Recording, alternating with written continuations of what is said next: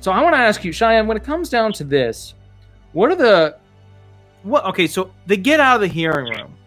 Then what happens for the unrepped claimants? Then what happens to the represented claimants that have attorneys? Like, what happens at that point? All right. So it's basically kind of the same deal. So basically, if the non-rep claimants, had a whole bunch of medical evidence that we had to request and we had to gather and get on their behalf and whatever, even with the represented claimants as well, the ALJ is going to take some time to get the additional records, and then they're going to make a decision after all the evidence is collected. And they're going to answer, again, via mail to the claimant for non-rep cases, and then obviously to the representative for the represented cases. The decision can take a few months to get. But, again, just like I said before, we want to make sure that you guys are up to date with your addresses and things like that. I'm not too sure, but I think sometimes, there could be an additional form or something that we need from you guys. And if we don't have the right address, these judges will deny you because you guys didn't provide your address, mail's lost, mail went to, whoever down the street, and, then you guys are at fault for not turning in a form that was requested in order to make a decision for you guys. So make sure you always have your address up to date. I can't stress that enough. And that's basically it. It's just kind of it's a waiting game. And then, of course, just getting in all the evidence to give you guys, the best possible outcome for your hearing. So it's just a waiting game. And I know it can be faster for some, and then it's longer for others. So yeah, that's basically it. Perfect. And let me kind of go into this. So that guy's autonomy, some sort of pieces, elements to this. What are the top 5 mistakes claimants can make when going to their OHO ALJ hearing? And I just want to phrase it again because the camera went off there, but what are the top 5 mistakes claimants can make when going to their ALJ hearing? And if you could be specific about like a claimant that had done this or something where it popped out a story, that would be helpful. But the top 5, what do you think? All right. So, okay. There's a lot to do wrong. No, okay. So, yeah. Let me go. Yeah. So, all right. Top 5. I would say the first one would be being late.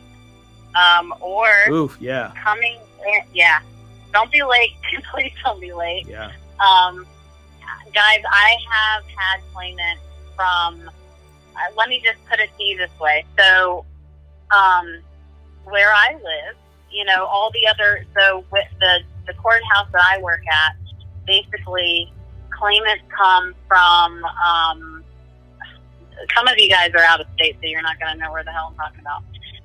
So some of the cities are maybe 20, 30, 40 miles away, and they have to travel, that distance to come to the hearing. If the judges do not care how far you had to come to your hearing. If you are late and some judges give you 5 minutes, some judges will give you a 10-minute grace period, some will give you a 15-minute grace period. If you guys come, and you're not going to know because you don't know the judges. So if you are not on time, the judge will, send you what we call a notice to show cause, which is basically they're going to send you a form, and you guys have to send something back to state why you didn't make it, why you were late, what happened. And this just goes for, just say you had, unfortunately, and this is the worst example, I'm so sorry, but it's the one that I can think of the most off the top of my head. If you guys have your hearing, and God forbid, right, you had a death in the family, okay? And I'm not putting that in the universe, so please, protect all these viewers. But I'm just saying, if you guys had a death in the family, and then you guys missed your hearing, or, whatever, they will send you a notice to show cause, and you guys have to forward in evidence, basically, whether it's written or, you know, even a plane ticket, right? So if you're, you know, whoever passed away in New York and you got to fly there, these judges will be like, well, give me copies of the ticket. Yeah. Give me a copy. Show me why you weren't able to come to your court date. Okay? So it's, so please don't be late. And then, I have to say this, but I don't want to, but I'm gonna. Mm-hmm. Please don't, and I shouldn't have to, but please don't come in under the influence. Please don't. Like some of my claimants, yeah. Correct, and I didn't want to say that because I love you so much. I know, I know it. And to be fair though, they bring a variety. Some of them are high, some are drunk, some we're not sure what Correct. happened. Right. So, guys, I can't tell, and this actually was not Walter's claimant. Walter will remember though, he was sitting there with a claimant, but this person had an attorney, and I had to walk into the conference room, and I had to walk into one of the conference rooms to greet the, you know, get the information and yada yada. And when I went in there, I'm telling you, the marijuana smoke met me at the door. Oh yeah, I was high when I left. Oh yeah, I was. Bob Marley wrote a song super about high. that one. Oh yeah. I was. Do you remember that? I remember that. The smell was so bad. Yes, I walked out, and I was pretty vocal about it. Yeah. I was like, You like announced I'm it to like, the room in a whoa. quiet fashion. I was just like, is it real? And then when I turned around, it was so obnoxious. But at the same time, I could tell most of the people in the lobby were happy. right. No one complained but us. Yay. Yes. Right. Yeah. That was a great hearing. Yeah, let me tell you. The judge seemed very relaxed.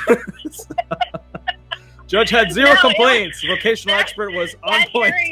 But the hearing reporter was on 9. I will say hi. No, so please don't come in under the influence, and I shouldn't have to say that. I've had drunk claimants. I've had strung out claimants. I mean, now granted, I know some of you guys are on pain meds, and you know, you guys are I don't know, I don't want to say it like this. I'm not trying to offend anybody, but you guys come in like walking zombies, okay? And it's different. If you guys have on the record that you guys have these medications, you're all good, okay? We expect it. We get it. The judge will even ask you, did you take your medication today? Is that why you're like falling asleep at every question? Okay, got it.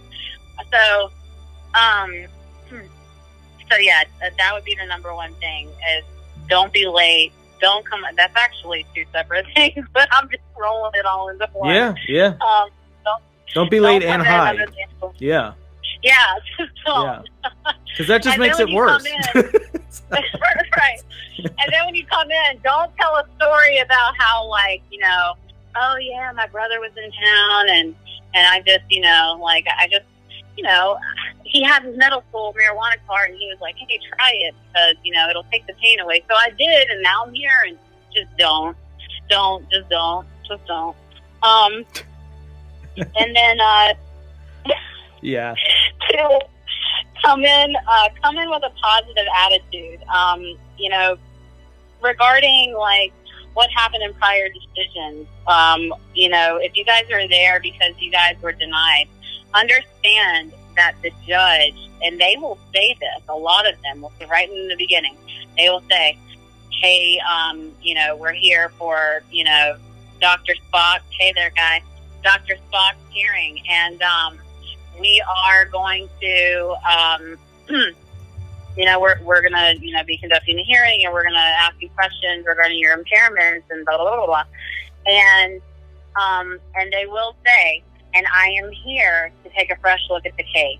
I'm here to take a fresh look at the case. So don't come in there with, you know, a crappy attitude because you guys got denied before. Listen, I know it sucks, and I know that you guys go through so much. I know that. And Walter, you said my name earlier. So it's, hi, I'm Cheyenne. I'm the person that you guys thought. You did. You said my name earlier, and I was like, there you go. Sorry. So sorry. Hey I made a boo-boo. Hey, it's Cheyenne. Yeah. Yeah. And that's why I'm not in there chatting, and Walter is. But I'm having a great time. So I.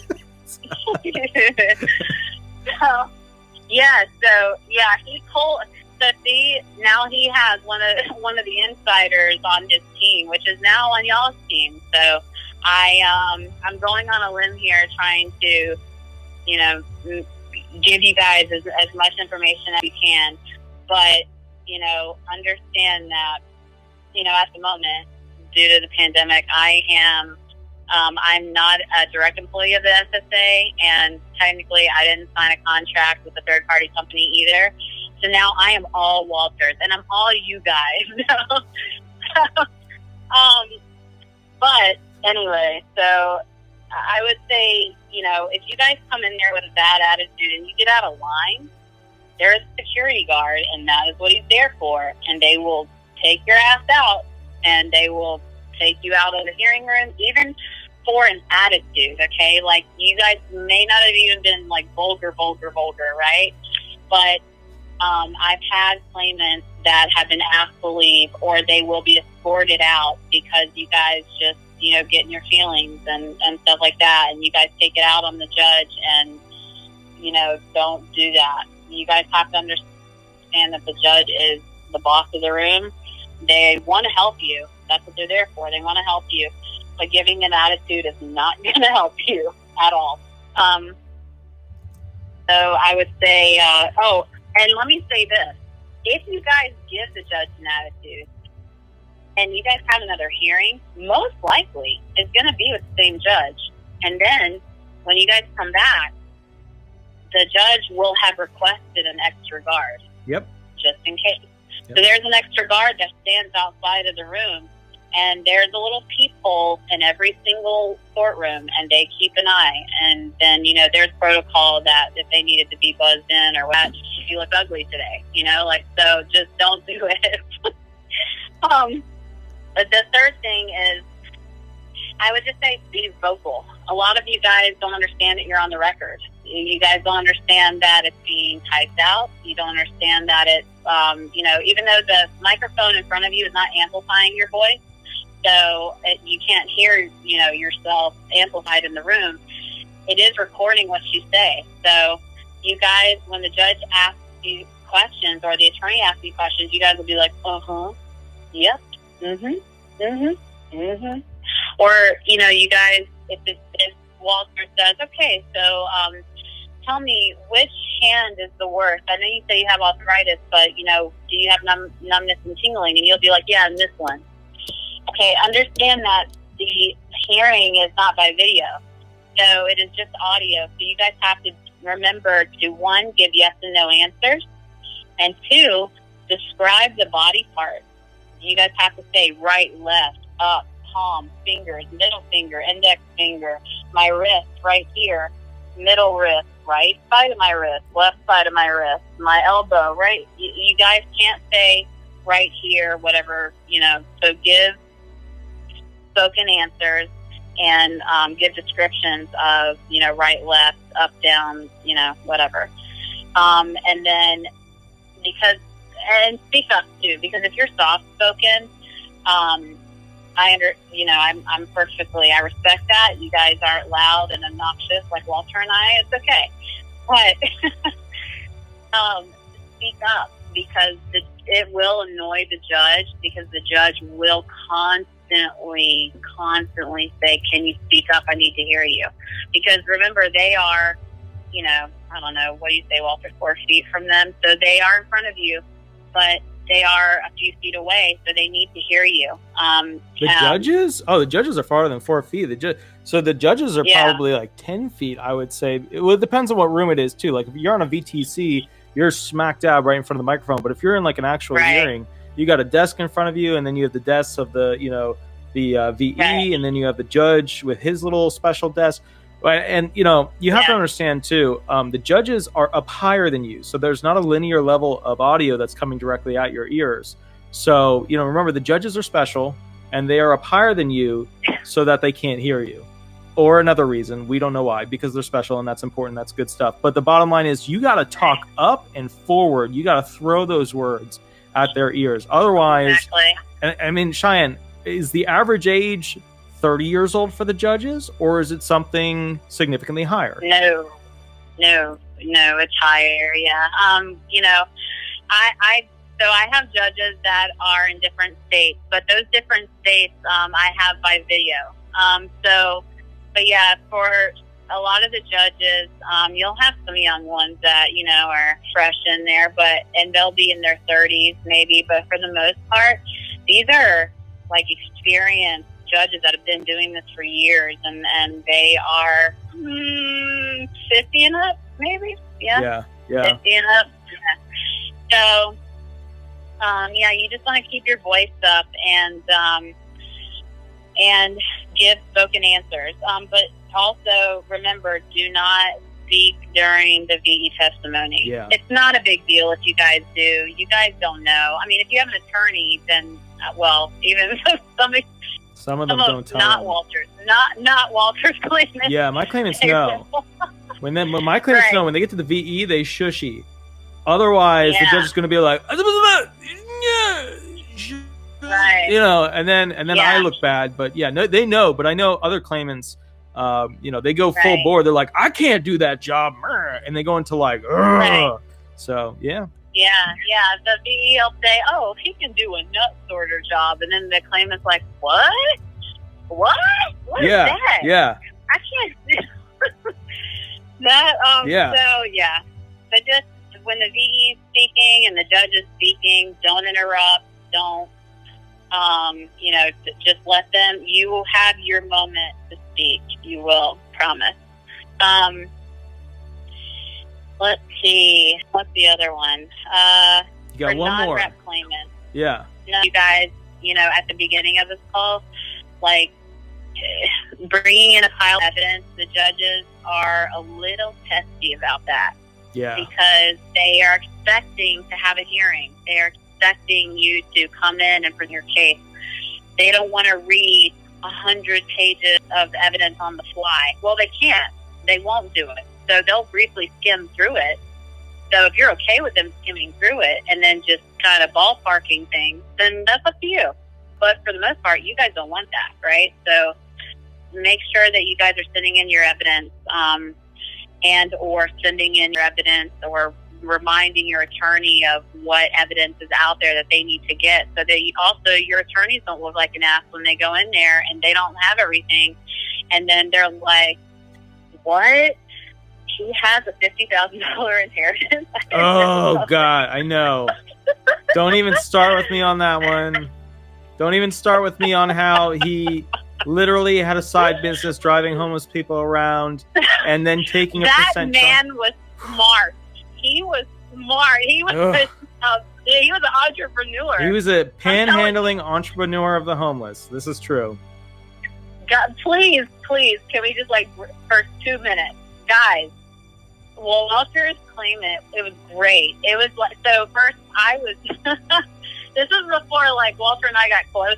So I'm sitting there and I'm listening to the testimony and I'm typing it, right, and I'm just like, there is no way this is real. This can't happen. So his claimant. Me too. It was. Me too. I know. Yeah. So the claimant basically said, "Yeah, I don't have a vehicle. I'm homeless. Whatever." And so, actually, Walter got screwed 2 times in that hearing. Yeah. But one was with the truck. He was borrowing his brother's truck, and he was going around and picking up other panhandlers and dropping them off at locations, and then whatever they collected that day, he got 10% of. Yep. Genius. Which was a lot of money. It was a lot of money. When they're panhandling, they make a lot of money. So. And then, the judge will be like, oh, well, so how much are you making? What money do you have? Well, I'm making about 10%, but, I had a inheritance from my aunt for $50,000, but, I don't have all of it right now. I just, I probably have 4,000 left on hand. So then the judge is looking at Walter, of course, which is, honest to God, guys, it's not so much the attorney's fault, because you guys hire them for a reason, and then you don't tell them everything. And then there's less scrambling for answers trying to turn this whole thing around to make you look good, because now you just Right. make yourself look bad, but you didn't tell him. And that's, So, yeah. And I mean, I just want to point out with those situations, the clients usually are hiding something from me. And what I always tell people about clients is the only time they really tell me the truth is if they lie twice and accidentally end up on it. And so with that situation, I was completely caught off guard with the money, and then completely caught off guard with the panhandling entrepreneurship or percentage retention per homeless person that he could put on a corner. And he had a whole business doing this for an extended period until the truck broke. So, you know, the judge is looking at me like, hey, counselor, you know, this is great. I love it. Tell me more. And I'm sitting there going, oh, God, everything up to this point ruined. And that's the reality. That's the reality. And the judge is sitting there going, And the judge was asking questions about the business operation, piercing the veil of the business to find out what was involved with the structural assets of it. And who his secretary was. Right, exactly. Like, who's doing the accounting? There was obviously no taxes, so you know it was a bad day. You know, and I have really good days, and I'm gonna be honest. As an attorney, I have 95% of the time good hearing days, and then 5% of the time I don't know what happens, but it is just a bleeping show. It is just everything goes wrong. The questions don't come out right. The flow is wrong, and then just things go horrible. And I call those my helmet days because they just literally are terrible. And I have no way to handle basic. Some ships, some of these boats can be saved. Some of these boats are going to sink. So that's kind of the problem. Some boats you can save, some boats you can't. But the bottom line is just be honest with your disability attorney, because we can help guide you. If you're not honest with it. And another classic one is women, when it comes to sexual abuse, they're not with male attorneys very upfront about that. So every time I have a female claimant that potentially has a background of that, like any mental impairments, depression, anxiety, schizoaffective, whatever, I always ask them right up front, hey, any sexual abuse, any abuse as a child, anything at all like that I'm going to find or that I should look for in the record, because otherwise they're not going to tell me until we get to the hearing if we have a female judge. That's if we have a female judge. So